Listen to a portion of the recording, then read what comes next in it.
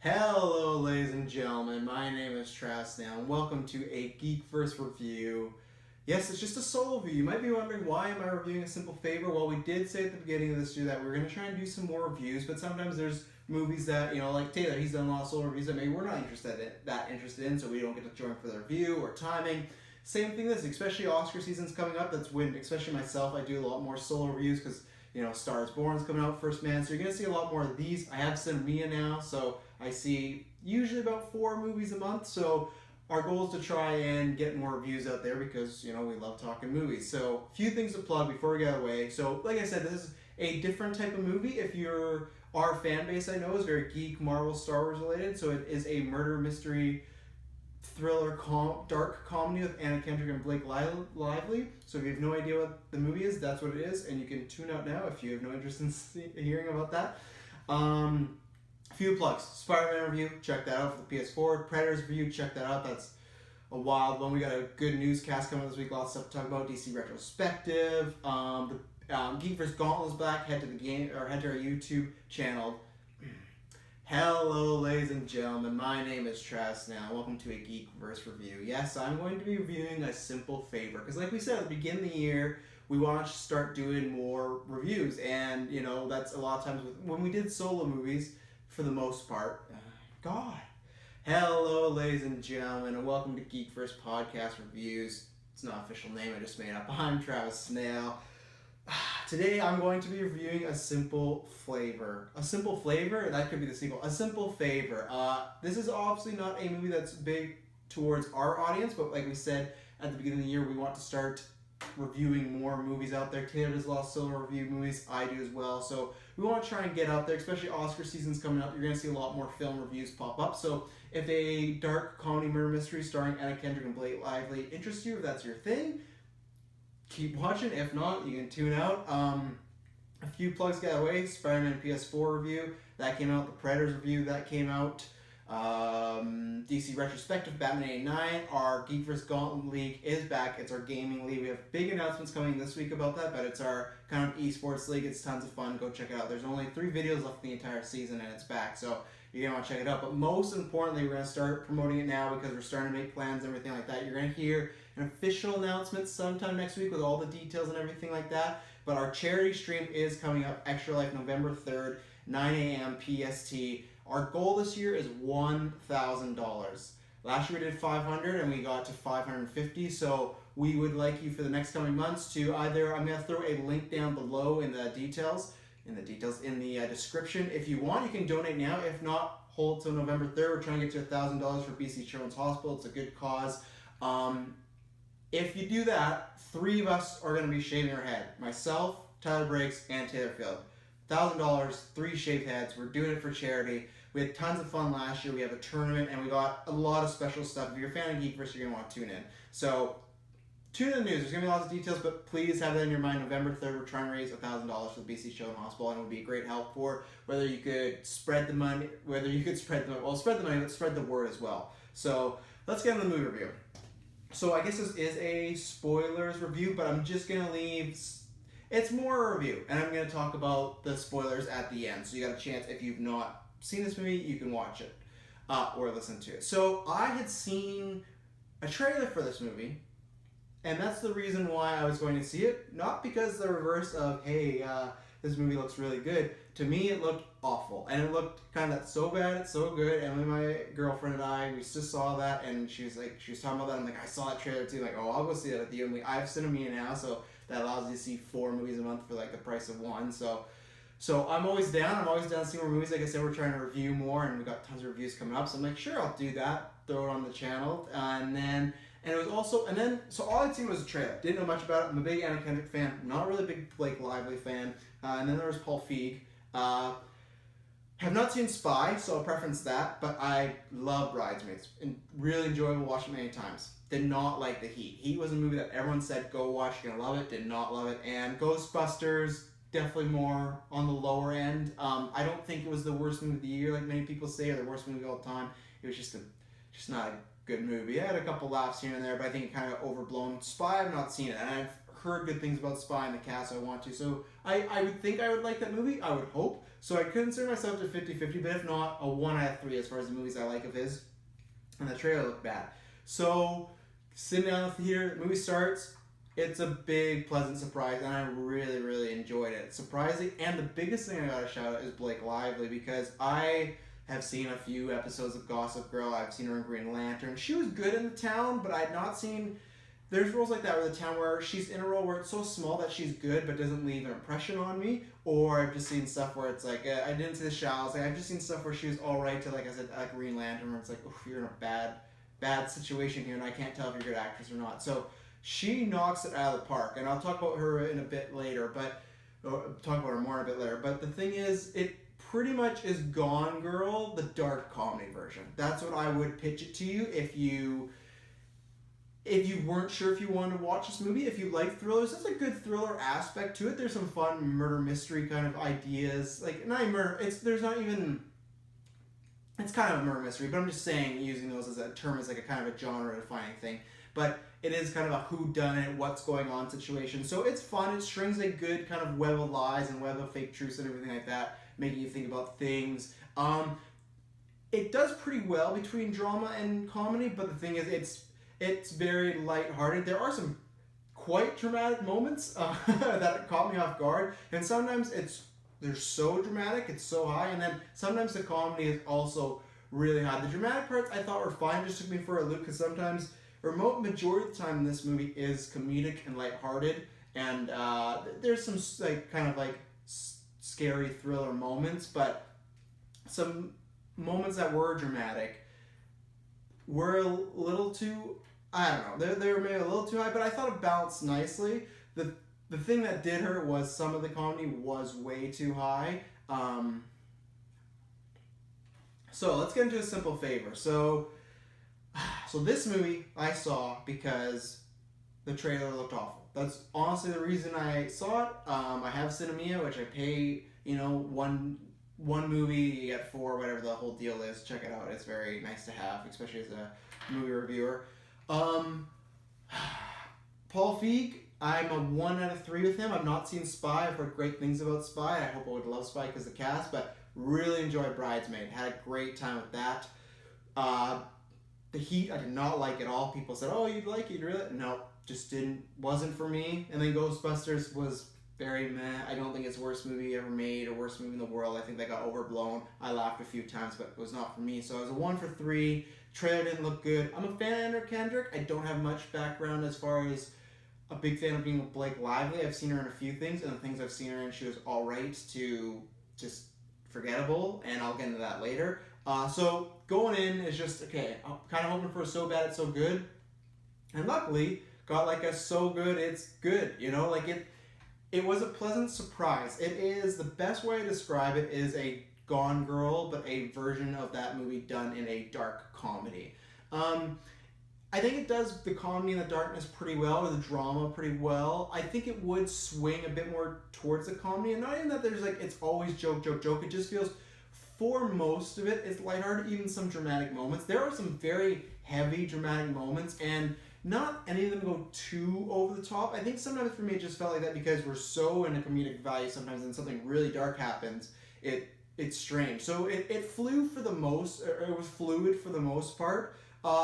There was a few comedic moments that went a little over the top, and if you're wondering, I will talk about some spoilers at the end, but this is going to be mostly a non-spoilers review, because I can talk about in broad strokes. We'll talk about like the murder mystery and stuff like that, and in the broad strokes, that was good, that was fun. There was like a kind of spin of like web of lies that you're following and trying to figure out piece by piece, and that was really well done and well structured. It's a fun little kind of murder mystery sort of movie. Humor for me worked kind of, I'd say, like a 50-50. Most of the humor worked in situations where it was Henry Golding, Anna Kendrick, or Blake Lively. Kind of some of their lines, they had her banter. There's some like, if you have no idea what this movie is, Anna Kendrick is, I guess I should say that, Anna Kendrick is a mom, she's a single mom, she's a vlogger, and she's very lonely, and I guess to talk about some of the acting too, she's very lonely, and just kind of playing like a very nice, but kind of pathetic person in a way, and it's not like I'm trying to be mean, but like to try to play it off that way, like you know, like she doesn't really connect with people, and not even in the sense of she's alone, or just in the sense of people can't connect with her, and she seems like she wants to connect with people, but she seems like she's that mom or that neighbor who's like the butt of a lot of jokes. There's even a thing where it's not a big spoiler. They say, "Oh, we watched your vlog because we were just laughing at you," you know. So it's that kind of character, downtrodden, like no friends, lonely, just all about being the best mom she can, and that's great. But you can tell that she wants more. She meets She meets Blake Lively's character, who is very unorthodox. She's like around school and kids. She's swearing. She's drinking in the afternoon. She's talking about these, you know, very, you know, sexual experiences she had, and she's trying to kind of raise up Anna Kendrick's character's confidence. I should get it because I know Emily was the girl I'm missing, but what the hell was it was Stephanie. So she's trying to raise her confidence, and they're becoming friends for a few weeks. They're becoming friends, and they are getting closer and closer. They reveal some secrets, which we'll get into some spoilers. There's some really fucking heavy secrets that took me for a loop. And then she asks her to watch her son. She goes missing, and then a murder mystery ensues. And for the most part, it is comedic, and they have this pack of friends. That's how I was getting to it. Is they have a lot of barbs and a lot of stuff, and that's not really that funny. And like, there's a cop in here that's kind of so. I actually mostly liked, like, surprisingly enough, the dramatic parts and the serious parts. And this is where I gotta give a huge shout out. I'm a massive fan now for this movie. Blake Lively fucking killed it. She's phenomenal in this movie. I want to see her in so much now because I didn't know she had this in her. I've seen a few episodes of Gossip Girl. Saw her in The Town. She was good in that. Green Lantern, awful. But even with The Town, I've only seen her in, and I haven't seen the shows, I've only seen her in small bursts, like in maybe some other roles here or there, but nothing to be like, wow, she's great. She just has a commanding presence on the screen. She's like a blonde bombshell in a way. She's very like, she just takes over the scenes, and she's very confident, and it's not even like she's just acting that. It's just like, she felt like a real person. That's the best thing. Where Anna Kendrick at times, she was great, but sometimes it feels like a caricature and it's a little too over the top. And funny enough, Blake Lively has some very over the top moments, but the way she plays it is fantastic. And I don't know if it's just maybe she hasn't been in the right role, maybe I haven't seen her in the right role, or maybe she's just maturing as an actress. But she's someone now that she's in like there's like the Shows in that other movie she fell in love with older Harrison Ford or whatever, blah blah blah. Like, I don't know if I'm going to go back and watch movies she's been in, but this gets me excited for the future. And she just had a commanding presence, and she had some very cheesy lines and some very hard lines that I feel like sometimes other characters in the movies couldn't pull off, and she pulled them off well. She just comes off very slick and very cool, and she's very crass at the same time, but she just, your eyes are on her the whole time the movie is going. Anytime she's on screen, you want to see what her character does next, what she says, and how she portrays that. And yeah, I'm a huge fan of her, so she converted me. Anna Kendrick's really good. Like, so there's a few moments that are over the top. I don't know, though, if that is a writing thing or whatnot. Henry Golden, I've not seen Crazy Rich Asians. He's very good. The cast, for the most part, is very good. Like I said, some side characters. All the problems I have are not really with acting. Like I said, even Stephanie's character sometimes gets a little too, like, they try to make her very, very awkward, and I think sometimes it just went a little overboard. Yeah, I'm trying to think of anything else for you, and some small spoilers, because like I said, these will be quick reviews. They did a good job. Like I said, it is more comedic, but they did a good job of balancing it. The only con I have, and I guess I can talk about in the ending, or in a bit, well, I guess I can talk about in the ending, in the end part of the review, is the ending. It went on just a little too long, and that's where it got a little over the top, and there was some cheesy humor moments where I felt like it, and sometimes Paul Feig does this, I feel like for the most part, the comedy and the drama felt like it was in the real world. Yeah, there's some murder mystery thriller parts that you might have to, like, close an eye at, like, oh, could they pull it off? But it's fun. It's like Gone Girl. It's like, whatever, a character, if they're motivated enough in this movie, they set up that they could pull it off. The ending is where it got a little too much. This feels a little fantastical. And that was my only one complaint. And other than some jokes not hitting. But yeah, for the non-spoilers, I would recommend it, actually. If you don't even like these actors, if you don't like, unless you just hate murder mysteries or thrillers or I don't know what it is, give it a chance. And you'll know in the first half an hour if you like this movie. And honestly, there's some dark moments and there's some big twists that, like, they go for it. It's not just like a cookie cutter kind of like, oh, your mom would really like this movie, blah, blah, blah. Like, and any guys out there, or even any girls, if you don't like this, if you're sitting together and tries to take you to this, like, I think there's something in there for everybody. Of course, some people, not everyone's gonna love this movie, but I feel like you might write this off when it first starts. But give it a chance. Really good. I'll give my rating here in case you don't want spoilers. I'd give it a 7.5. The ending was a little bit longer. There's a little few over the top spots, and like I said, there was some of the humor. The humor is about 50-50 for me. Like there's times where other people in the theater laughing, and I just was sitting there. I'm like, not for me. And that kind of comes back to Paul Feig's humor with me. I feel it is very hit or miss because Bridesmaid, I love that movie, but I did not enjoy my time at all with that. So a 7.5, I'd recommend go check it out. I don't know if you need to pay for this if you really like Paul Feig, if you really like Anna Kendrick and whatnot, I would say pay for it as far as a full price, sure. But if you're kind of iffy, if you don't really love those things, but you're interested in the movie, go on a Cheap Tuesday. Check it out there. If not, you can wait for Netflix. But I'd say a Cheap Tuesday unless you're a big fan of all those things. Spoilers. 3, 2, 1. If you're watching now, I'm going to talk a little about some big plot points, and then I'll get out of here. So, I can't remember when. I don't even if narrow. Wow, English. That's a good time to take a water because when you start talking like that, all downhill from there unless you got some water. I don't know if I've said this on cast. I think I may have, but if not, Game of Thrones has done 2 things. It's created a great show that is going to be talked about for decades, and it's also made incest mainstream because since then, incest has been like kind of accepted, and I feel like there's been so many TV shows and movies since the past 3 to 4 years that it is big plot points. And the reason I say that is because like, yeah, it is a gross conversation and a gross topic, but one, it's a storytelling one, because the second that happens, that puts you on edge. And that's what happened in this movie. Like when they're talking about, and again, this part is just for the people that have seen it. If you don't care and you're just along for the ride, then listen to this. So Stephanie and Emily are talking about these secrets and whatnot, and they're drinking, and Stephanie's had quite a few, and she's she's past the point of tipsy. And at this point, she trusts Emily's character, and Emily's trying to say, what's, your biggest secret, blah, blah, blah. And she starts telling a story about her dad passing away. And then she finds out this guy comes to a funeral that looks identical to her dad when he was younger. Finds out she has a half brother, so he had an affair outside the marriage and has this half brother. And then she just said that she was really lost without her dad. And she looked and just saw him in the way, and they talked and conversed, and they just felt a connection. And she fucks him. She fucks her half brother. And this is where the humor drama part is fantastic. When she's just like, Emily hears that, she kind of takes a she's like, you brother fucker. Like, that's the stuff that I really like. Like, lots of the kind of playing upon the drama and stuff that's like, because that happens in the theater, you're like tense, you're like, oh my god. And it's like, they don't just say like they had sex, there's a sex scene between them. And that's what I was gonna say. I feel like the past 4 years, before then, incest in like movies or TV shows, where I'd say like a dime a dozen. That does not happen. Now, it's all over the fucking place. It's in Dexter, it's in Crimson Peak, it's in Boardwalk Empire. There's a bunch, and I hate it because I had like a bunch of examples one time at a party. Like, this happened. Like, I'll have to talk about it. Maybe on Rant Rave Repeat one day. But so that was a very big dramatic moment. And then the fact that they would splice certain moments of them talking to Stephanie, Anna Kendrick's character, like, have you been through this before? Have you been through this before? And they show like the car accident.